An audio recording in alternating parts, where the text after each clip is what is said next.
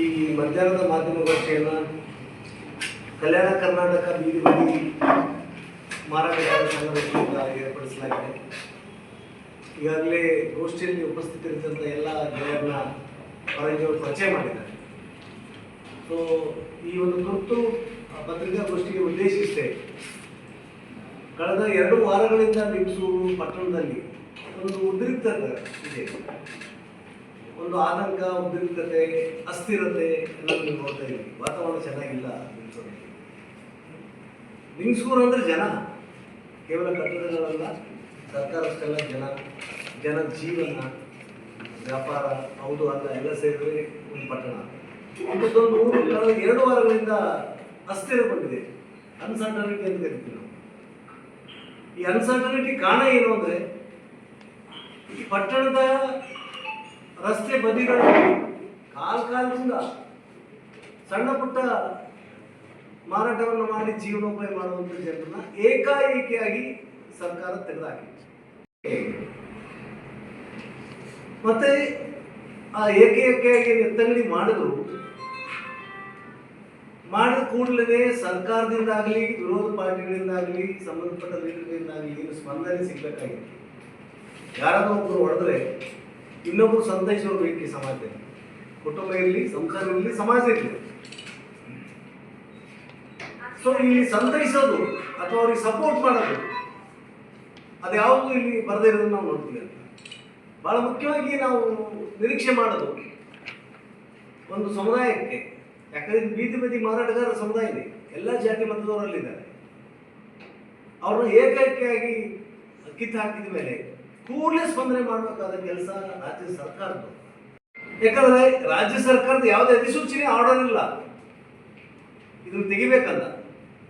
ತೆಗೆದವರು ಸ್ಥಳೀಯ ಅಧಿಕಾರಿಗಳು, ಪುರಸಭೆಯವರು, ಪುರಸಭೆ ಆಡಳಿತಾಧಿಕಾರಿ ಆದಂಥ ಶ್ರೀ ಬಸವಣ್ಣಪ್ಪ ಕಲಸಟ್ಟಿ ಅವರು, ಆಮೇಲೆ ಮುಖ್ಯಾಧಿಕಾರಿ ಮಿಸ್ಟರ್ ನಟರಾಜ್, ಆಮೇಲೆ ಪೊಲೀಸ್ ಅಧಿಕಾರಿಗಳು ಉಳಿದವರಿಲ್ಲ. ಸೊ ರಾಜ್ಯ ಸರ್ಕಾರ ಸ್ಪಂದನೆ ಮಾಡಬೇಕಿಲ್ಲ. ರಾಜ್ಯ ಸರ್ಕಾರದ ಸ್ಪಂದನೆ ಇಲ್ಲ. ಅಧಿಕಾರಿಗಳು ಮಾಡಿದ್ದೇ ಸಹಿ ಅನ್ನೋಂಗಾಗಿತ್ತು. ತಕ್ಷಣದ ಕರ್ತವ್ಯ ಯಾರ್ದಾಗಿತ್ತು ಅಂದರೆ ಶಾಸಕರು ಇಲ್ಲಿದ್ರು. ಇಲ್ಲಿ ಶಾಸಕರು ವಿರೋಧ ಪಕ್ಷದವರೇ, ಬಿಜೆಪಿ ಪಾರ್ಟಿಯವರು, ಶ್ರೀ ಮಾನಪ್ರಭುವರು. ಅವರು ಕೂಡಲೇ ಸ್ಪಂದನೆ ಮಾಡಬೇಕಾಗಿದೆ. ಯಾಕೆ ತೆಗಿತಾ ಇದ್ದೀರಿ, ಏನು ಪ್ರೊಸೀಜರ್ ಮಾಡಿದ್ರಿ, ಏನು ಬರೇ ವ್ಯವಸ್ಥೆ ಮಾಡಿದ್ದೀರಿ ಅಂತ ಕೇಳಬೇಕಾಗಿತ್ತು. ತಮಗೆಲ್ಲರಿಗೂ ಗೊತ್ತು ಆ್ಯಕ್ಚುಲಿ ಯಾವಾಗ ಎತ್ತಂಗಡಿ ಆಯಿತು, ಎತ್ತಂಗಡಿ ಆದ ಕೂಡಲೇ ಇಲ್ಲಿನ ಬೀದಿ ಬದಿ ಮಾರಾಟಗಾರರ ಸಂಘ ಅಥವಾ ಅದರ ಮುಖಂಡರು ಕೂಡಲೇ ಇವರೆಲ್ಲರೂ ಭೇಟಿ ಮಾಡಿದ್ದಾರೆ, ಶಾಸಕರು ಭೇಟಿ ಮಾಡಿದ್ದಾರೆ. ಸರ್ ಅನ್ಯಾಯ ಇದೆ ಮಾಡೋಣ. ಸೊ ಅವ್ರು ಆ್ಯಕ್ಚುಲಿ ಇವ್ರನ್ನ ತಳ್ಳಿ ಹಾಕಿದ್ದಾರೆ. ಸಮಾಧಾನದ ಮಾತು ಕೂಡ ಆಡಲಿಕ್ಕಾಗಲಿ ಇವ್ರು ತಳ್ಳಿ ಹಾಕಿದ್ದಾರೆ. ಆಮೇಲೆ ಮಾಜಿ ಶಾಸಕರ ಬಳಿ ಹೋಗಿದ್ದಾರೆ, ಹುಲಿಗೆರೆಯವ್ರ ಬಳಿ. ಒಂದಿಷ್ಟು ಫೋನ್ ಸಂಪರ್ಕ ಅಂತ ನಿಂತುಬಿಟ್ರೆ ಪ್ರಾಕ್ಟಿಕಲ್ ಆಗಿ ಇವ್ರನ್ನ ಬಚಾವ್ ಮಾಡಲು ಯಾವುದೇ ಎಫರ್ಟ್ ಮಾಡಿಲ್ಲ. ಎಫರ್ಟ್ ಮಾಡಿದರೆ ಸರ್ಕಾರ ಹೋಗುತ್ತೆ. ಇಲ್ಲಿರೋ ಎಲ್ಲ ಅಧಿಕಾರಿಗಳನ್ನ ಅವರೇ ತಂದಿದ್ದು, ಟ್ರಾನ್ಸ್ಫರ್ ಮಾಡಿಸಿ ಅವ್ರು ತಂದಿದ್ದು. ಯಾವುದೇ ಎಫರ್ಟ್ ಅವ್ರು ಮಾಡಿಲ್ಲ. ಜೊತೆಗೆ ನಮ್ಮಲ್ಲಿ MLC ಇದ್ದಾರೆ, ಶರಣೇಗೌಡರು. ಅವ್ರ ಮನೆ ಬಾಗಿಲಿಗೆ ಇವರು ಹೋಗಿದ್ದಾರೆ, ಸರ್ ನಮ್ಮನ್ನು ಕಾಪಾಡಿ ಅಂತ. ಸೊ ನಮ್ಮನ್ನು ಕಾಪಾಡಿ ಅಂತ ಮನೆ ಬಾಗಿಲಿಗೆ ಹೋದವ್ರನ್ನ ಸಂತೈಸೋದಾಗ್ಲಿ, ಧೈರ್ಯ ಹೇಳೋದಾಗ್ಲಿ, ಅಥವಾ ಏನಾದರೂ ಮಾಡೋಣ ಅಂತ ಹೇಳೋದ್ರ ಬದಲಾಗಿ ಇವ್ರನ್ನ ವಾಪಸ್ ಕಳಿಸಿ ಗೇದಾಕಿದ್ದಾರೆ. ಇದು ಸ್ಥಿತಿ ಅದು. ಬೇಲಿ ಎದ್ದು ಒಲವೇದಂತೆ ಇಂಡಿಪೆಂಡೆಂಟ್ ಆಗಿ ಅವ್ರು ಶುರು ಮಾಡಿದ್ರು. ಅದಕ್ಕೆ ಯಾರ್ಯಾರು ಸ್ಪಂದಿಸದೆ ಹೋದಾಗ ಲಿಂಗಸೂರಿನ ಪ್ರಗತಿಪರ, ಜನಪರ, ದಲಿತ, ಕಾರ್ಮಿಕ, ರೈತ ಸಂಘಟನೆಗಳ ಜನ ಮುಂದೆ ಬಂದು ಒಂದು ಸಂಘಟನೆ ಕಟ್ಟಬೇಕಾಯಿತು. ಆ ಸಂಘಟನೆ ಮೂಲಕ ಆ್ಯಕ್ಚುಲಿ ಹೋರಾಟವನ್ನು ಶುರು ಮಾಡಿದ ಮೇಲೆ ನಾವು ಕೇಳಿದಿಷ್ಟೇ, ನೀವು ಮಾಡಿದ ಸರಿಯಾಗಿ ಕಾಯ್ದೆ ಬಿಟ್ಟು ಮಾಡಿದ್ರಿ ನೀವು. ಯಾವುದೇ ಕಾಯ್ದೆ ಜಾರಿ ಮಾಡುವಾಗ ಯಾರನ್ನೂ ಸಂತಸ್ತನಾಗಿ ಮಾಡೋಂಗಿಲ್ಲ. ಆಮೇಲೆ ಆ್ಯಕ್ಚುಲಿ 579 ಜನಕ್ಕೆ ಲೈಸೆನ್ಸ್ ಇದೆ. 579 ಜನಕ್ಕೆ ಲೈಸೆನ್ಸ್ ಕೊಟ್ಟವರು ಪುರಸಭೆಯವರು, ಬ್ಯಾಡ್ಜಸ್ ಕೊಟ್ಟವರು ಪುರಸಭೆಯವರು, 100 ಛತ್ರಿ ಕೊಟ್ಟದ್ದು ಪುರಸಭೆ, 100 ತಾಡ್ಪಲ್ ಕೊಟ್ಟದ್ದು ಪುರಸಭೆ, 100 ತಕ್ಕಡಿ ಕೊಟ್ಟದ್ದು ಪುರಸಭೆ, ಬ್ಯಾಡ್ಜಸ್ ಕೊಟ್ಟದ್ದು ಪುರಸಭೆ. ಪ್ರಧಾನಮಂತ್ರಿ ಆತ್ಮನಿರ್ಭರ್ ಯೋಜನೆಯಲ್ಲಿ 15,000 15,000, 25,000, 45,000 ಲೋನ್ ಕೊಟ್ಟಿದ್ದು ಪುರಸಭೆ. ಬಟ್ ಕಿತ್ತಿದ ಕಾರಣ ಏನು? ಈ ಇಶ್ಯೂ ಮೇಲೆ ಆ್ಯಕ್ಚುಲಿ ನಾವು ಹೋರಾಟವನ್ನು ಆರಂಭ ಮಾಡಬೇಕಾಯಿತು. ಪ್ರತಿಭಟನಾ ಬಹಿರಂಗ ಸಭೆ ಮೂಲಕ ಆರಂಭ ಆಗಿ ಕೊನೆಗೆ ಪುರಸಭೆ ಎದುರುಗಡೆ ಆಕ್ಚುಲಿ ಇವತ್ತಿಗೆ 4 ದಿನ ಧರಣಿ ಮಾಡಲಿಕ್ಕೆ. ಸೊ ನಾವು ಮೇಲಿಂದ ಮೇಲೆ ಕೇಳ್ತಾ ಬಂದು ಆದೇಶ ಎಲ್ಲಿದೆ, ಯಾವ ಆದೇಶದ ಮೇರೆಗೆ, ಯಾವ ಕಾನೂನಡಿ ಇವ್ರನ್ನ ಕಿತ್ತು ಹಾಕಿದಿರಿ ಅಂತ ಕೇಳ್ತಾ ಬಂದು ಉತ್ತರ ಸಿಗಲಿಲ್ಲ. ಜೊತೆಗೆ ಅವರು ಪ್ರಚಾರ ಮಾಡಿದ್ದು ಹೇಳಿದ್ದೇನೆಂದ್ರೆ ಆಕ್ಚುಲಿ ಪಟ್ಟಣದ ರಸ್ತೆ ಸಂಚಾರಕ್ಕೆ ಅಡ್ಡಿ ಆಗುತ್ತೆ, ಇವರಿಂದ ಸುಗಮ ರಸ್ತೆ ಸಂಚಾರ ಸಲುವಾಗಿ ಬೀದಿ ಬದಿಯಲ್ಲಿ ವ್ಯಾಪಾರಸ್ಥರು ಇರಬಾರದು ಅಂತ ಅನ್ನೋದೇ ಅವ್ರ ವಾದ ಆಗಿತ್ತು. ಎಲ್ಲಿ ಆ ರೀತಿ ರಸ್ತೆ ಸಂಚಾರಕ್ಕೆ ಅಡ್ಡಿಯಾದ ಪ್ರಕರಣಗಳು ದಾಖಲೆ ಆಗಿದೆ. ಸೊ ಆಮೇಲೆ ಲಿಂಗಸೂರಿನಲ್ಲಿ ದೊಡ್ಡ ರಸ್ತೆಗಳೇ ಇಲ್ಲ. ಲಿಂಗಸೂರಿನಲ್ಲಿ 2 ಆಕ್ಚುಲಿ ರಾಜ್ಯ ರಾಯಚೂರು ಬಾಗಲಕೋಟ SH20, ಇನ್ನೊಂದು actually Bidar to Srirangapatna NH SH 150A bracket C 2 ಹೆದ್ದಾರಿಗಳನ್ನು ಆಗೋಗಿದೆ. ಸೊ ಈ ಹೆದ್ದಾರಿಯನ್ನು ಕಬಳಿಸಿದವರು ಯಾರು?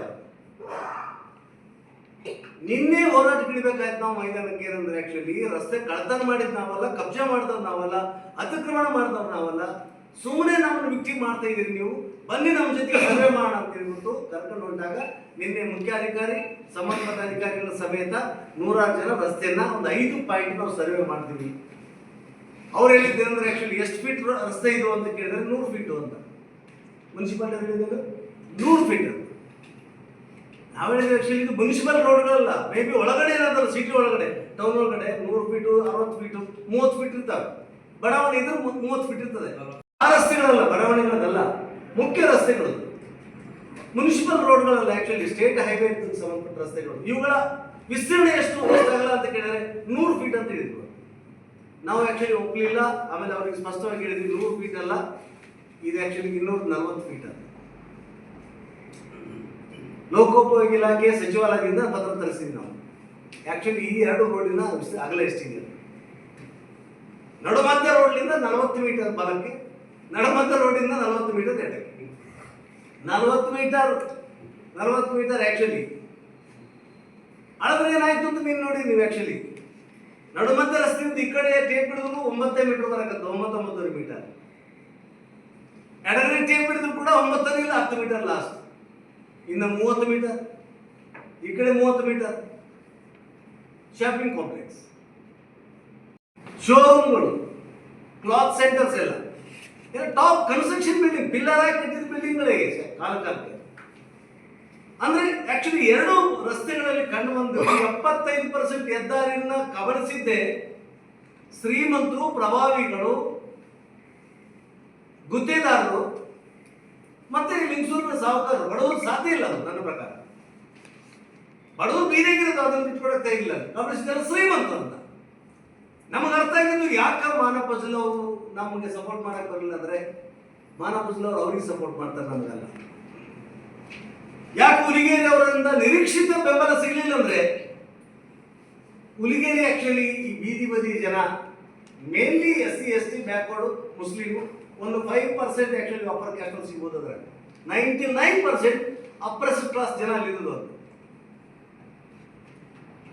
ಸೊ ಹುಲಿಗೇರಿ ಸಪೋರ್ಟ್ ಸಿಗಲಿಲ್ಲ, ಶರಣೇಗೌಡರನ್ನಂತೂ ಸಿಗ್ಲಿಕ್ಕೆ ಸಾಧ್ಯತೆ ಇಲ್ಲ. ಅವಾಗ ನಮ್ಗೆ ಅರ್ಥ ಆಗಿದ್ದು.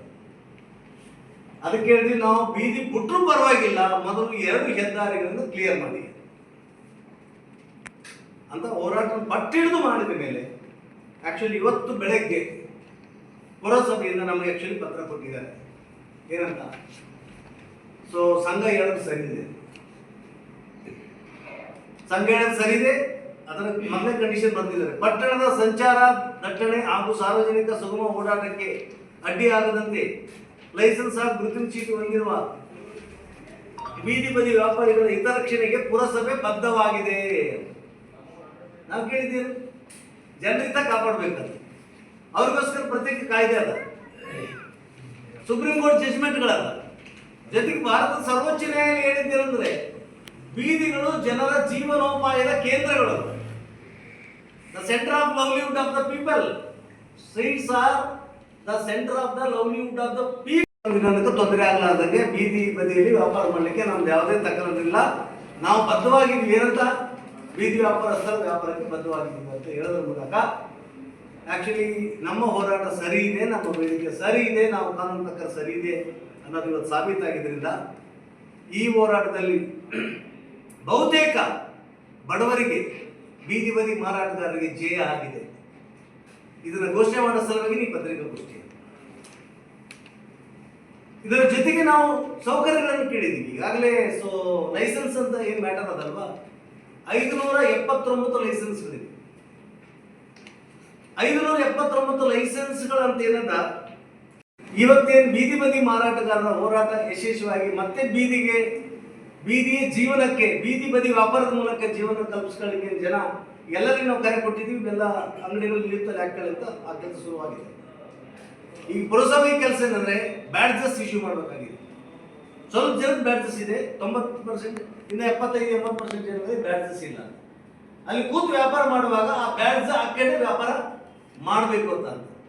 ಯಾರ ಹೆಸರು ಲೈಸೆನ್ಸ್ ಇದೆ, ಸೊ ಕೂತವ್ರು ಯಾರು, ಬ್ಯಾಡ್ಜ್ ಯಾವುದು. ಒಂದು ವೇಳೆ ಗಂಡನ ಹೆಸರು ಲೈಸೆನ್ಸ್ ಇದ್ರೆ ಹೆಂಡತಿ ಕೊಡ್ಬೋದು, ಗಂಡ ಹೆಂಡತಿ ಹೆಸರು ಲೈಸೆನ್ಸ್ ಇದ್ರೆ ಮಗ ಕೊಡ್ಬೋದು. ಪರ್ಮನೆಂಟ್ ಅಲ್ಲ, ಬಟ್ ಯಾರು ಲೈಸೆನ್ಸ್ ಹೋಲ್ಡರ್ ಇರ್ತಾರೆ ಅವರೇ ಅಂಗಡಿನ ಅಥವಾ ಪೆಟ್ಟಿ ಶಾಪ್ ನಡೆಸಬೇಕು. ಇದು ಒಂದು ಕಂಡೀಷನ್. ಇದು ನಮಗೆ ನಾವೇ ವಿಧಿಸಿಕೊಂಡಂತ ಸ್ವಯಂ ಶಿಸ್ತು. ಜೊತೆಗೆ ಇದರಲ್ಲಿ ಪಾರದರ್ಶಕತೆ ಇರಲಿ, ನಕಲಿ ಮಾರಾಟಗಾರರು ಇದರೊಳಗಡೆ ಸೇರದೇ ಇರಲಿ, ಕಾಯ್ದೆ ದುರುಪಯೋಗ ಆಗದೇ ಇರಲಿ ಅನ್ನೋ ಕಾರಣಕ್ಕೆ ನಾವು ಇದನ್ನು ಸ್ಟ್ರಾಂಗ್ ಆಗಿ ಅವರಿಗೆ ಕೇಳ್ತಿದ್ದೀವಿ, ನೀವು ಸ್ಕ್ರೀನಿಂಗ್ ಮಾಡಿ ಅಂತ. ಅದಕ್ಕೆ ಒಪ್ಕೊಂಡಿದ್ದಾರೆ, ಅವ್ರು ಮಾಡ್ತಾರೆ. ಸೊ ಮೂರನೇದಾಗಿ ಟೌನ್ ವೆಂಡಿಂಗ್ ಕಮಿಟಿ ಅದಲ್ವಾ, town vending committee supreme power ಇತ್ತು. Without town vending committee meeting, resolution, ತೀರ್ಮಾನ, ಯಾವುದೇ ಎಲೆಕ್ಷನ್ ಇಲ್ಲ. ಆದರೆ ಆಕ್ಚುಲಿ ಅಡ್ಮಿನಿಸ್ಟ್ರೇಟರ್ ಬಸಣ್ಣಪ್ಪ ಅವರು ಸುಪ್ರೀಂ ಪವರ್ ಅಂತ ಬೆಳಬೆಳತನ ಕಿತ್ತಾಕಿದ್ರು. ಸೊ ಈ ಹೋರಾಟ ಅಂತ ಅಧಿಕಾರಿಗೆ ಪಾಠ ಕಲಿಸಿದೆ. ಕಾನೂನು ಮುಂದೆ ಎಲ್ಲರೂ ಸಮಾನರಂತೆ ಈ ಹೋರಾಟ ಪಾಠ ಕಲಿಸಿದೆ. Actually town vending committee meeting ಕರೆಲ್ಲ, ಅದು 2 ವರ್ಷ ಆಗಿದೆ, ಮೀಟಿಂಗ್ ಇಲ್ಲ. ನಮ್ಮ ಮಾರಾಟಗಾರರಲ್ಲಿ 10 ಜನ ಮೆಂಬರ್ ಇದ್ದಾರೆ. Town vending committee is authorised ಸಕ್ಷಮ ಪ್ರಾಧಿಕಾರ. ಅಲ್ಲಿ ಅದಕ್ಕೆ ಅಧ್ಯಕ್ಷ ಆಕ್ಚುಲಿ ಮುಖ್ಯಾಧಿಕಾರಿ, ಆಮೇಲೆ ಅದರ ಮೆಂಬರ್ಗಳು ಆಕ್ಚುಲಿ ಪೊಲೀಸ್ ಅಧಿಕಾರಿಗಳು, ಆಮೇಲೆ ಬೇರೆ ಡಿಪಾರ್ಟ್ಮೆಂಟ್ನವರು, ಜೊತೆಗೆ ಮಾರಾಟಗಾರರು 10 ಜನ ಮಾರಾಟಗಾರರು ಸೇರಿ town vending committee. Town vending committee form ಆಗದೆ ಆಕ್ಚುಲಿ ಬೀದಿ ಬದಿ ಮಾರಾಟಗಾರ ಜೀವನೋಪಾಯ ಸಂರಕ್ಷಣೆ ಕಾಯ್ದೆ 2014 ಅಡಿ, ಅದರ ಮೇಲೆ ಸ್ಟೇಟ್ ರಾಜ್ಯ ಸರ್ಕಾರ ನಿಯಮಗಳು ಬಂದಿವೆ, ರೆಸೊಲ್ಯೂಷನ್ಸ್ ಬಂದಿವೆ, ಎಲ್ಲ ಬಂದಿವೆ. ಅದಕ್ಕೆ ಇವತ್ತು ಈ ಪತ್ರದಲ್ಲಿ ಕೊಟ್ಟಿದ್ದಾರೆ, ನಾವು ವಿತೌಟ್ ಟೌನ್ ವೆಂಡಿಂಗ್ ಕಮಿಟಿ ಮುಂದೆ ಏನಾದರೂ ಮಾಡಬೇಕಾದ್ರೆ ಟೌನ್ ವೆಂಡಿಂಗ್ ಕಮಿಟಿ ಮಾಡಲಾರ್ದೇ ನಾವು ಮಾಡೋದಿಲ್ಲ. ಏನಾದರೂ ಅಗಲಾಡಿಸ್ಬೇಕು, ಮಾತಾಡಿಸ್ಬೇಕಾದ್ರೂ ಟೌನ್ ವೆಂಡಿಂಗ್ ಕಮಿಟಿಯಲ್ಲಿ ತೀರ್ಮಾನ ತಗೊಂಡೆ ನಾನು ಕೇಳಿದ್ರೆ ನೀವು ಟೌನ್ ವೆಂಡಿಂಗ್ ಕಮಿಟಿಷನ್ ಕರೀರಿ, ಡಿಸಿಷನ್ ಮಾಡಿ, ಪಾಲಿಸಿ ಹೇಳಿ, ತೀರ್ಮಾನ ಮಾಡಿ ಅಂತ. ಇನ್ಮೇಲೆ ಟೌನ್ ವೆಂಡಿಂಗ್ ಕಮಿಟಿ ರೆಗ್ಯುಲರ್ ಆಗಿ ರನ್ ಮಾಡ್ತೀವಿ. ಪುರಸಭೆಗೆ ಇರ್ಲಾರ್ದಷ್ಟು ಅಧಿಕಾರ ಟೌನ್ ವೆಂಡಿಂಗ್ ಕಮಿಟಿಗಿದೆ ಅಂತ ನಾವೇನು ವಾದ ಮಾಡಿದೀವಿ, ಆ ವಾದವನ್ನು ಇವತ್ತು ಅವರು ಒಪ್ಕೊಂಡಿದ್ದಾರೆ. ನಾವು ಟೌನ್ ವೆಂಡಿಂಗ್ ಕಮಿಟಿನ ಇನ್ನೊಂದು 3-4 ದಿವಸ ಕಾಲ ಮಾಡ್ತೀವಿ. ಜೊತೆಗೆ ಸೊ ವ್ಯಾಪಾರ ಮಾಡೋದ್ರೆ ಕುಡಿಲಿಕ್ಕೆ ನೀರು ಕೊಡಬೇಕು ಮತ್ತು ಜಾಗದ ರಕ್ಷಣೆ ಕೊಡ್ಬೇಕಂತ ನಾವು ಕೇಳ್ತಾ ಇದ್ದೀವಿ. ಎಲ್ಲಿ ಅವ್ರು ವ್ಯಾಪಾರ ಮಾಡ್ತಾನೋ ಅದೊಂದು ಪಾಯಿಂಟ್ ಆಗ್ಬೇಕಾಗ್ತದೆ. ಸೊ ಅದಕ್ಕೆ ಒಂದು ಸ್ವಲ್ಪ ದಿನ ಕಾಲಾವಕಾಶ ತಗೊಂಡು ಆ ಮೂಲ ಸೌಕರ್ಯದ ವ್ಯವಸ್ಥೆಗಳು ಕೂಡ ನಾವು ಮಾಡ್ತೀವಿ ಅನ್ನೋದು ಆಗಿದೆ. ಸೊ ಗೆಳೆಯರಿಷ್ಟೇ, ಬಡ ಜನ ಬಹುಸಂಖ್ಯಾತರಿ ಸಮಾಜದಲ್ಲಿ ಸಂಖ್ಯೆಯಲ್ಲಿ ಬಹಳ ಬಲಿಷ್ಠರೆ ಮತ್ತು ಆದಾಯದ ವಿಷಯದಲ್ಲಿ ಬಡವರಾಗಿರ್ತಾರೆ. ಆದರೆ ಆರ್ಥಿಕವಾಗಿ ನಾವು ಬಡವರೇ, ಆದರೆ ಇನ್ಮೇಲೆ ರಾಜಕೀಯವಾಗಿ ನಾವು ಬಡವರಾಗಬಾರ್ದು ಅಂತ ವಿಚಾರ ಮಾಡ್ತಾ ಇದ್ದೀವಿ. ರಾಜಕೀಯ ಅಂದ್ರೆ ಏನು? ಸಮಾಜದ ಆಗು ಹೋಗುಗಳನ್ನು ನಿರ್ಧಾರ ಮಾಡುವಂತ ಸಾಮಾಜಿಕ ತಂತ್ರಜ್ಞಾನಕ್ಕೆ ರಾಜಕೀಯ ಅಂತ ಕರೀತಾರೆ. ರಾಜ್ಯಶಾಸ್ತ್ರದಲ್ಲಿ ಸರಿಯಾಗಿ ಹೇಳೋದಿಲ್ಲ ಇದನ್ನ. ಸಮಾಜದ ಆಗು ಹೋಗುಗಳನ್ನು ನಿರ್ಧಾರ ಮಾಡುವಂತ ಸಾಮಾಜಿಕ ಜ್ಞಾನಕ್ಕೆ ಪೊಲಿಟಿಕ್ಸ್ ಅಂತ ಕರೀತಾರೆ. ಓಟ್ ಹಾಕೋದಷ್ಟೇ ರಾಜಕಾರಣ ಅಲ್ಲ, ಸರಿಯಾದ ಅಭ್ಯರ್ಥಿನ ಚಾಯ್ಸ್ ಮಾಡೋದು, ಅಭ್ಯರ್ಥಿ ಗೆದ್ದಾಗ ಸೋತಾಗ ಜನ ಪರವಾಗಿಲ್ಲ ಹೋದರೆ ಆತಗೆ ಬುದ್ಧಿ ಕಲಿಸೋದು ಕೂಡ ಪ್ರಜಾಪ್ರಭುತ್ವದಲ್ಲಿ ಬಹಳ ಇಂಪಾರ್ಟೆಂಟ್ ಆಗಿರೋದ್ರಿಂದ ಸೊ ಈ ಜನಗಳ ನಾವು ತೀರ್ಮಾನ ಕೈಗೊಳ್ತೀವಿ. ಇವತ್ತು ಯಾರು ನಮ್ಗೆ ಸಹಾಯಕ್ಕೆ ಬರಲಿಲ್ಲ, ಕಾಂಗ್ರೆಸ್ನವರು ಸಹಾಯಕ್ಕೆ ಬರಲಿಲ್ಲ, ಬಿಜೆಪಿ ಅವರು ಸಹಾಯಕ್ಕೆ ಬರಲಿಲ್ಲ, JDS ಅಂತೂ ಸತ್ತೋಯ್ತು. ಎರಡೂ ಬಲಪಂಥೀಯ ಪಾರ್ಟಿಗಳೇ. ಈಗ ಜನ ತಮ್ಮ ರಾಜಕೀಯವನ್ನು ತಾವು ನಿರ್ಧಾರ ಮಾಡ್ಕೊಳ್ಬೇಕು. ರಾಜಕೀಯ ಅಂದ್ರೆ ಕೇವಲ ಓಟ್ ಅಷ್ಟಲ್ಲ, ನಾನು ಈಗಾಗಲೇ ಹೇಳಿದೆ, ಹೆಂಗ್ ಬದುಕಬೇಕನ್ನೋದು ಕೂಡ ನಾವು ನಿರ್ಧಾರ ಮಾಡಿಕೊಳ್ಬೇಕಾಗಿದ್ದರಿಂದ ಸೊ ನಾವು ಈ ಬೀದಿ ಬದಿ ಮಾರಾಟಗಾರರನ್ನ ಆಮೇಲೆ ನಗರದ ನಾಗರಿಕರನ್ನ ಒಗ್ಗಟ್ಟು ಮಾಡಲಿಕ್ಕೆ ಈ ಸಂಘದ ಮೂಲಕ ಪ್ರಯತ್ನವನ್ನು ಮಾಡ್ತೀವಿ. ಒಂದೇ ಅಂಶ, ಸಂಚಾರ ಸರಿ ಸುಗಮವಾಗಿರ್ಲಿಲ್ಲ ಅನ್ನೋ ಹೆಸರಲ್ಲಿ ಇದನ್ನು ಮಾಡಿದ್ವಿ. ಆದರೆ ಲಿಂಗಸೂರಿನಲ್ಲಿ ರಸ್ತೆಗಳು ಸುಗಮವಾಗಿ ಇದಾವೆ, ರಸ್ತೆ ಇದಾವಲ್ಲ ಇಲ್ಲಿ, ಅದು ಒಳಗೆ ರಸ್ತೆಗಳು ಇಲ್ಲದಾವ, ಪ್ರತಿಷ್ಠಿತ ಬಡಾವಣೆಗಳಿದಾವೆ, ರಸ್ತೆ ಇದಾವೆ, ರೋಡ್ಗಳಿಲ್ಲ, ಮಣ್ಣಿನ ರಸ್ತೆಗಳೇ, ಕುಡಿಲಿಕ್ಕೆ ನೀರಿಲ್ಲ, ನಡಲಿಕ್ಕೆ ರೋಡ್ ಇಲ್ಲ, ಎಲೆಕ್ಟ್ರಿಸಿಟಿ ಸಪ್ಲೈ ಇಲ್ಲ, ಯಾವುದೇ ಬಡಾವಣೆ ಡೆವಲಪ್ಮೆಂಟ್ ಆಗಲಾರ್ದೇ ಫೈನಲ್ ಅಪ್ರೂವಲ್ ಆಗಿದೆ. ಅದೊಂದು ಕೊಟ್ಟಂತ ಏಕೈಕ ಪಟ್ಟಣ ಅಂದ್ರೆ ನಾರ್ತ್ ಕರ್ನಾಟಕದಲ್ಲಿ ಹೈಯೆಸ್ಟ್ ರೇಟ್ನಾಗ ಲಿಂಗಸೂರು. ಬೆಂಗಳೂರಲ್ಲಿ ಇಲ್ಲ, ಅದಕ್ಕಿಂತ ರೇಟ್ ಜಾಸ್ತಿ ಇದೆ ಸೈನಿಕಲ್ಲಿ. ಯಾವುದೇ ಬಡಾವಣೆ ಡೆವಲಪ್ಮೆಂಟ್ ಆಗಿಲ್ಲ. ಮತ್ತೆ ಪ್ರತಿ ಬಡಾವಣೆಯಲ್ಲಿ ಪಬ್ಲಿಕ್ ಪ್ರಾಪರ್ಟಿ ಅಂತ ಇರೋದಲ್ಲ, ಪ್ರತಿ ಬಡಾವಣೆಯಲ್ಲಿ ಪಬ್ಲಿಕ್ ಪ್ರಾಪರ್ಟಿ ಅದು ಎಷ್ಟು 40%, 60% ಅದರಲ್ಲಿ ಏನಾಗಬೇಕು, ಪ್ಲಾಟ್ಗಳಾದರೆ 40% CSI, public garden, school, temple, church or ಮಸೀದ್, ರೋಡ್, ಚರಂಡಿ, ಒಳಚರಂಡಿ 40% ತೆಗೆದಿಡ್ಬೇಕಲ್ಲ. ಎಲ್ಲಿದೆ ಪ್ರಾಪರ್ಟಿ? ಅದು ಯಾರು ಕೊಟ್ಟಿದ್ದಾರೆ? ಇದೆಲ್ಲ ಆಸ್ತಿ ಅಲ್ವಾ? ರಸ್ತೆಗಳಷ್ಟೇ ಅಲ್ಲ, ಬರೀ ಹೈವೇಗಳು ಅಷ್ಟೇ ಅಲ್ಲ. ಲಿಂಗಸೂರಿನಲ್ಲಿ ಹೆಚ್ಚು ಕಡಿಮೆ 200ಕ್ಕೆ ಹೆಚ್ಚು ಬಡಾವಣೆಗಳಿವೆ. ಆ ಬಡಾವಣೆಗಳ CSIಗಳು ಎಲ್ಲಿವೆ? ಆ ಬಡಾವಣೆಗಳಲ್ಲಿ ಗಾರ್ಡನ್ ಎಲ್ಲಿವೆ? ಗುಡಿಗಳು ಎಲ್ಲಿವೆ? ಮತ್ತೆ ನಮ್ಮ ಪುರಾತನ ಕಟ್ಟಿದ ಗುಡಿಗಳನ್ನು ಕಬ್ಜೆ ಮಾಡಿದ್ದಾರೆ. ಗುಡಿ ಗುಂಡಾರರು ಕೂಡ ಕಮ್ಯುನಿಟಿ ಪ್ರಾಪರ್ಟಿಗಳು. ಹಾಗಾಗಿ ಬೀದಿ ಜನರ, ಬೀದಿ ಮಾರಾಟಗಾರರ ಹೋರಾಟ ಪಟ್ಟಣದ ಜನರ ಹೋರಾಟವಾಗಿ ಮಾರ್ಪಡಿಸುವಂತ ಸಂದರ್ಭ ಇದು. ನಾಗರಿಕರೆಲ್ಲರೂ ನಮ್ಮ ಜೊತೆಗೆ ಕೈ ಜೋಡಿಸಬೇಕು. ರಸ್ತೆ ಸಲುವಾಗಿ, UGD ಸಲುವಾಗಿ, GD ಸಲುವಾಗಿ, ಲೇಔಟ್ಗಳ ಸಲುವಾಗಿ, ಉದ್ಯಾನವನಗಳ ಸಲುವಾಗಿ, ಕೆರೆ ಸಂರಕ್ಷಣೆ ಸಲುವಾಗಿ ಪ್ರತ್ಯೇಕವಾಗಿ ಪ್ರಸಂಗ ಬಂದಾಗ ಕರಡಕಲ್ ಕೆರೆ ಬಗ್ಗೆ ಮಾತಾಡೋಣ. ಇವತ್ತು ನಾವು ಅಡ್ರೆಸ್ ಮಾಡಿದ್ರೆ ಖಂಡಿತ ಮುಂದಿನ ವಾರ ಕಮಿಟಿ ಫಾರ್ಮ್ ಮಾಡ್ತೀವಿ ಅಂತ. ಲಿಂಗಸೂರು ರಕ್ಷಣಾ ಸಮಿತಿ ಮಾಡಲೇಬೇಕಾಗಿದೆ. ಲಿಂಗಸೂರಿನ ಹೋರಾಟಗಾರರು ಒಟ್ಟಾದರೆ, ಮಧ್ಯಮ ವರ್ಗ, ಪ್ರಜ್ಞಾವಂತರು ಅವ್ರ ಜೊತೆಗೆ ಸೇರಿದರೆ ಲಿಂಗಸೂರು ಜೀವನವನ್ನು ನಿರ್ಧರಿಸುವಂಥ ಒಂದು ಶಕ್ತಿ ಆಗಬೇಕು ಅನ್ನೋದು ವಿಚಾರ ನಮಗಿದೆ.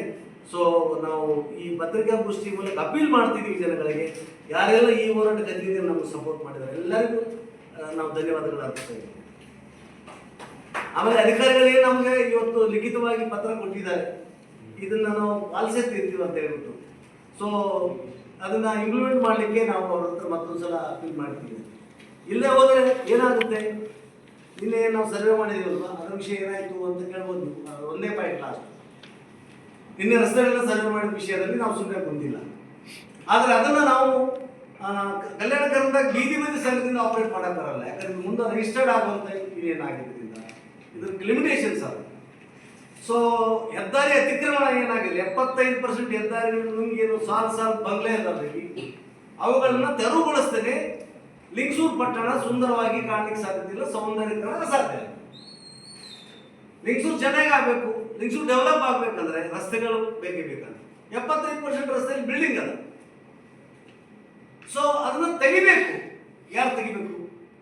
ಕಾಯ್ದೆಯಲ್ಲಿ ಯಾರಿಗೆ ಅಧಿಕಾರ ಇದೆ ಅವ್ರು ತೆಗಿಬೇಕಂತ ಈಗಾಗಲೇ ನಾವು ಲೆಟರ್ ಮೂವ್ ಮಾಡಿದ್ವಿ. ಈ ಲೆಟರ್ ಸಪ್ರೇಟ್ ಇವತ್ತೇ ಮೂವ್ ಮಾಡಿದ್ವಿ ಸಂಬಂಧಪಟ್ಟವರಿಗೆ. ಆಕ್ಚುಲಿ ಕರ್ನಾಟಕ ಹೆದ್ದಾರಿ ಸಂರಕ್ಷಣೆ ಕಾಯ್ದೆ 1966, Karnataka highway protection act 1964 section 4 ಅಡಿ ಇಲ್ಲಿ ಸಕ್ಷಮ ಅಧಿಕಾರಿ ಯಾರು? ಹೆದ್ದಾರಿ ಪ್ರಾಧಿಕಾರ ಯಾರು ಅಂತ ಕೇಳಿದರೆ ತೆಗೆಯುವ ಪ್ರಾಧಿಕಾರ ಎಕ್ಸಿಕ್ಯೂಟಿವ್ ಇಂಜಿನಿಯರ್ PWD, ಕಾರ್ಯಪಾಲಕ ಅಭಿಯಂತರರು PWD ಅವ್ರಿಗೆ ಕೊಟ್ಟಿದ್ದೀವಿ. ಸೊ ನೆಕ್ಸ್ಟ್ ಅಥಾರಿಟಿ ಯಾರಂದ್ರೆ commissioner, chief officer municipality. Third force ಅಂದ್ರೆ ಪೊಲೀಸ್ ಡಿಪಾರ್ಟ್ಮೆಂಟ್. ಕಾಯ್ದೆ ಪ್ರಾವಿಷನ್ ಮಾಡಿದ್ದಾರೆ, ಯಾವುದೇ ಹೈವೇಗಳಿಗೆ ಯಾರೇ ಡ್ಯಾಮೇಜ್ ಮಾಡಿದರೆ, ಯಾವುದೇ ಹೈವೇಗಳಲ್ಲಿ ಯಾರು ಕಬ್ಜೆ ಮಾಡಿದರೆ, ಯಾವುದೇ ಹೈವೇಗಳನ್ನ ಯಾರಾದ್ರೂ ಡಿಸೈನ್ ಚೇಂಜ್ ಮಾಡಿದರೆ, ಯಾವುದೇ ಒಬ್ಬ ಕಾನ್ಸ್ಟೇಬಲ್, ಯಾವುದೇ ಒಬ್ಬ ಪೊಲೀಸ್ ಆಫೀಸರ್ ನೋಡಿದ್ರೆ ಇಮಿಡಿಯೇಟ್ಲಿ ತಕ್ಷಣದ ಪೊಲೀಸ್ ಸ್ಟೇಷನ್ಗೆ ಹೋಗಿ ಕಂಪ್ಲೇಂಟ್ ರಿಜಿಸ್ಟರ್ ಮಾಡ್ಬೇಕಂತ ಈ ಆಕ್ಟ್ ಹೇಳ್ತಾರೆ. ಕರ್ನಾಟಕ ಹೈವೇ ಆಕ್ಟ್, ಕರ್ನಾಟಕ ಹೆದ್ದಾರಿ ಕಾಯ್ದೆ 1964. ಈ ಹೋರಾಟಕ್ಕೆ ಬಂದಲ್ಲಿ ಈ ಕಾಯ್ದೆ ಓದಕ್ಕಾಯ್ತು ನಮ್ಗೆ ಗೆಳೆಯರೆ. ಇದು ಪ್ರಶ್ನೆ.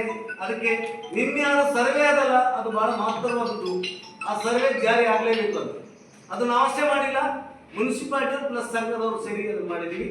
ಕಂಪ್ಲೇಂಟ್ ಈಗಾಗಲೇ ಸಂಬಂಧಪಟ್ಟ ಪ್ರಾಧಿಕಾರದ ಮುಂದೆ ಕಂಪ್ಲೇಂಟ್ ಲಾಂಚ್ ಮಾಡಿದ್ವಿ. CPIML ರಿಜಿಸ್ಟರ್ ಮೂಲಕ, ಅದು ರಿಜಿಸ್ಟರ್ಡ್ ಪೊಲಿಟಿಕಲ್ ಪಾರ್ಟಿ ಮೂಲಕ ಮಾಡಿದ್ವಿ. ಬೀದಿ ಬದಿ ವ್ಯಾಪಾರಸ್ಥರ ಸಂಘದ ಸಂಪೂರ್ಣ ಸಪೋರ್ಟ್ ಮಾಡುತ್ತೆ. ಯಾಕಂದ್ರೆ ಇದು ಲೀಗಲ್ ಸಮಸ್ಯೆ ಇದೆ. ಅವರು ವ್ಯಾಪಾರ ಮಾಡ್ತಾರೆ, ಪವರ್ ಕಟ್ ಮಾಡಿದ್ರಿ, ಲೆಕ್ಕ ಕೊಟ್ಟಿದ್ರಲ್ಲ, ವಿಡ್ರಾ ಮಾಡಿ ಪವರ್ ಕನೆಕ್ಷನ್ ಕೊಟ್ಟಿದ್ದೆ, ಪವರ್ ಕನೆಕ್ಷನ್ ಅವ್ರು ಬಿಸ್ನೆಸ್ ಮಾಡ್ಕೊಂತಾರೆ ಅಂತೇಳಿ ಒಪ್ಕೊಂಡಿದ್ದಾರೆ. ಯಾಕಂದ್ರೆ ಡಡ್ಡಿ ಅವ್ರು ಲೈಸೆನ್ಸ್ ಅಪ್ಲೈ ಮಾಡಿಲ್ಲ, ಇವತ್ತು ಲೈಸೆನ್ಸ್ ಅಪ್ಲೈ ಮಾಡಿ ಕೇರ್ ಮಾಡ್ತೀವಿ. ಬಟ್ ಡಡ್ಡಿಗಳು ಚಾಲು ಹೋಗ್ತಾ ಕಂಪ್ಯೂಟರ್ ಚಾಲು ಆಗಲೇಬೇಕು, ಯಾವುದು ನಿಲ್ಲೋದಿಲ್ಲ. ಯಾವಾಗ ಆಕ್ಚುಲಿ 75% ರೋಡಿನ ಬದಿಯಲ್ಲಿ ಮಲ್ಟಿ ಸ್ಟೋರ್ ಬಿಲ್ಡಿಂಗೇ ಚಾಲು ಆದವು ಅಂದರೆ ಕಂಪ್ಯೂಟರ್ ಚಾಲು ಆಗ್ತಿಲ್ಲ, ಅದನ್ನು ನಿಲ್ಲಿಸಕ್ಕೆ ಸಾಧ್ಯವಿಲ್ಲ. ಅದಕ್ಕೆ ನಾವು ಹೇಳಿದ್ವಿ, ಅವರು ಸಮ್ಮತಿ ಸೂಚಿಸಿದ್ದಾರೆ, ಇದರಲ್ಲಿ ಬರೆದಿಲ್ಲ, ಸಮ್ಮತಿ ಸೂಚಿಸಿದ್ದಾರೆ. ಡಬ್ಬಿಗಳು ಕೂಡ ಸೂಚಿಸಿದ್ದಾರೆ. ಜೊತೆಗೆ ನಮಗೆ 30 ಮೀಟರ್ 90 ಫೀಟು 80 ಫೀಟು 100 ಫೀಟು ಬಿಲ್ಡಿಂಗ್ಗಳು ಬಂದಿದೆ. ಅಂಬೇಡ್ಕರ್ ಸರ್ಕಲ್ ಸಾಕಷ್ಟು ಜಾಗ ಸಿಗುತ್ತೆ ನಮಗೆ, ಅಲ್ಲಿ ದೊಡ್ಡ ಜಾಗ ನಮಗೆ ಸಿಗ್ತದೆ. ಯಾಕಂದ್ರೆ ನಾವು ಅಲ್ಲಿಗೆ ಸ್ಟ್ಯಾಚ್ಯೂ ಕೂರ್ಸೋಕ್ಕಾಗಲ್ಲ ಸ್ಥಿತಿ ಹೋಗಿದೆ. ಇದು ನಾವು ಜಾರಿ ಮಾಡಿದ್ರೆ ಅಲ್ಲಿ ನಮ್ಗೆ ದೊಡ್ಡ ಜಾಗ ಸಿಗುತ್ತೆ, ಸಾರ್ವಜನಿಕರಿಗೆ ಹಾಗೆ ಆ ಜಾಗ ಇರ್ತದೆ, ಮತ್ತು ಹೈವೇಗೆ ಭಾಳ ಚೆನ್ನಾಗಿ ಆಗುತ್ತೆ. ಸೊ ಇದರಲ್ಲಿ ಈಗ ಸರ್ಕಲ್ ನಾವು ಹಚ್ಚಿದ್ದೀವಿ, ನಾವು ನಿನ್ನೆ ಕೆಲವೊಂದು ಕೊಟ್ಟಿದ್ದೀವಿ. ರಾಷ್ಟ್ರೀಯ ಹೆದ್ದಾರಿಗಳು 40 ಮೀಟರ್ ರಸ್ತೆ ಮಧ್ಯಭಾಗದಿಂದ ನಿಗದಿಪಡಿಸಿದಂತೆ ಈ ಸರ್ಕಲ್ ನಿನ್ನೆ ಅಳತೆ ಮಾಡಿಕೊಂಡಿದ್ದು. ಇದು ಆಕ್ಚುಲಿ ರಾಜ್ಯ ಸರ್ಕಾರದ ಸರ್ಕ್ಯುಲರ್ ಲೇಟೆಸ್ಟ್ 2022ರಲ್ಲಿ ಕರ್ನಾಟಕ ಸಭೆ ಹೊರಡಿಸಿದ್ದು. ಹೆದ್ದಾರಿಗಳು ಎಷ್ಟಿರಬೇಕು, ಆಮೇಲೆ ಮುಖ್ಯ ಜಿಲ್ಲೆ ಹೆದ್ದಾರಿಗಳು, ಮುಖ್ಯ ಜಿಲ್ಲೆಯಲ್ಲಿ 25 ಮೀಟರ್ ಅಲ್ಲ ರಸ್ತೆ ಮಧ್ಯದಿಂದ ಮಾಡಕ್ಕೆ ಯಾರಿಗೆ ಪವರ್ಸ್ ಇಲ್ಲ. ಮುನ್ಸಿಪಲ್ ಪವರ್ಸ್ ಇಲ್ಲ, ACB ಪವರ್ಸ್ ಇಲ್ಲ, ನಗರಸಭಾ ಅಧ್ಯಕ್ಷರ ಪವರ್ಸ್ ಇಲ್ಲ, MLA ಪವರ್ಸ್ ಇಲ್ಲ. ಮುನ್ಸಿಪಾಲಿಟಿ ರಿಜಿಸ್ಟ್ರೇಷನ್ ಮಾಡಿ ರಿಜಿಸ್ಟ್ರೇಷನ್ ಮಾಡಿ ಇದ್ರ ಪ್ರಕಾರ ಆಕ್ಚುಲಿ 240 ಫೀಟ್ ನಮ್ಗೆ ಇರ್ಬೋದು. ಇದ್ರ ಪ್ರಕಾರ 75 ಫೀಟ್ 100 ಫೀಟ್ 70 ಫೀಟ್ 100 ಫೀಟ್ ಮಾಡ್ಕೊಂಡಾರ. 100 ಫೀಟ್ ಅಲ್ಟ್ರೇಷನ್ ಮಾಡ್ಕೊಂಡಾರ ಅಂದ್ರೆ ಸರ್ಕಾರ ನಿಗದಿಪಡಿಸಿದಂತ ರೋಡ್ ಲ್ಯಾಂಡ್ ಏರಿಯಾನ ರೆಡ್ಯೂಸ್ ಮಾಡ್ಕೊಂಡು ರೆಸಲ್ಯೂಷನ್ ಮಾಡ್ಕೊಂಡಾರ ಅಂತ ಸುದ್ದಿದೆ. ಲೆಟರ್ ಕೊಟ್ಟಿದ್ದೀವಿ. ಪುರಸಭೆಯವರು 50 ಫೀಟಿಗೆ ಮಾಡಿದ್ಮೇಲೆ ಟೆಂಡರ್ ವರ್ಕ್ PWD ಅವರು ವರ್ಕ್ ಮಾಡಿರೋರು, ಡ್ರೈನೇಜು ರೋಡು PWD ಮಾಡಿದ್ರು, ಒಪ್ಪಿಟ್ಟು ಕೊಟ್ಟರು, ಮಾಡಿ ಬಿಲ್ ಮಾಡ್ಕೊಂಡು. ಬಟ್ ಈಗೇನಂದ್ರೆ ಇದು ಈಗೇನಂದ್ರೆ ಇಂಡಿಯನ್ ರೋಡ್ ಕಾಂಗ್ರೆಸ್ IRC ಅಂತ ಒಂದು ಪಾರ್ಟಿ ಅಲ್ಲ, ಇದು ಆಕ್ಚುಲ್ ಕಾರ್ಪೊರೇಷನ್. ಅದು ನಡೆಯಲಿ ಕರ್ನಾಟಕದಲ್ಲಿ ಸಪರೇಟ್ ಪ್ರಾಧಿಕಾರ ಇದೆ. ಲಾಸ್ಟ್ ಟೈಮ್ ಶಿವಮೊಗ್ಗ ಅಧ್ಯಕ್ಷರಾಗಿತ್ತು ನೋಡಿದ್ರೆ ರಾಜ್ಯ ರಸ್ತೆ ನಿಗಮಗಳ ಇವು ಅಧಿಕಾರಗಳು ಅವರಿಗೆ, ಅವ್ರು ಏನು ನಿಗದಿ ಒಂದ್ಸಲ ಮಾಡ್ತಾರೆ. ಹೈವೇಗಳು ರೈಲ್ವೆ ಹಳಿಗಳನ್ನು ಯಾವುದೇ ಕಾರಣಕ್ಕೂ ನೀವು ಅದರಲ್ಲಿ ಒಂದು ಫೀಟ್ ಕಡಿಮೆ ಮಾಡಕ್ ಬರಲ್ಲ, ಇನ್ನು ಜಾಸ್ತಿ ಮಾಡಬೇಕು ಕಡಿಮೆ ಮಾಡಕ್ ಬರಲ್ಲ. ರಾಷ್ಟ್ರೀಯ ಸಾರ್ವಜನಿಕರ ಆಸ್ತಿ